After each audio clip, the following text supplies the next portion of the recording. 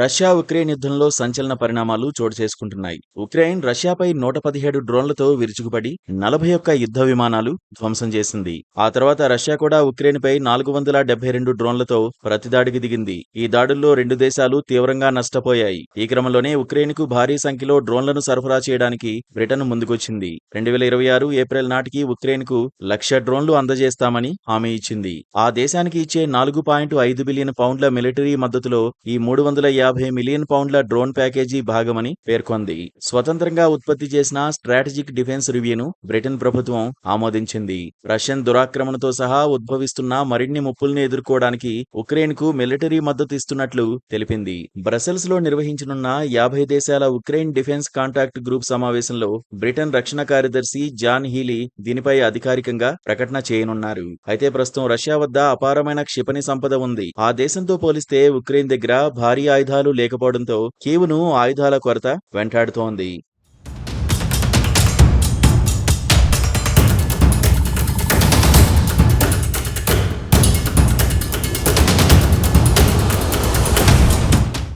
ఉక్రెయిన్కు ముఖ్యంగా గగనతల రక్షణ వ్యవస్థ లేకపోవడంతో రష్యా చేసే క్షిపణులు, డ్రోన్ల దాడులను తట్టుకోలేకపోతోంది. దీంతో రిమోట్ సాయంతో సుదీర్ఘంగా ప్రయాణించగలిగే డ్రోన్ల వ్యవస్థను అభివృద్ధి చేసుకుంది. వీటితో తాజాగా రష్యాలోని వైమానిక స్థావరాలే లక్ష్యంగా భారీగా డ్రోన్ దాడులకు పాల్పడి మాస్కోకు చెందిన 41 యుద్ధ విమానాలు ధ్వంసం చేసింది.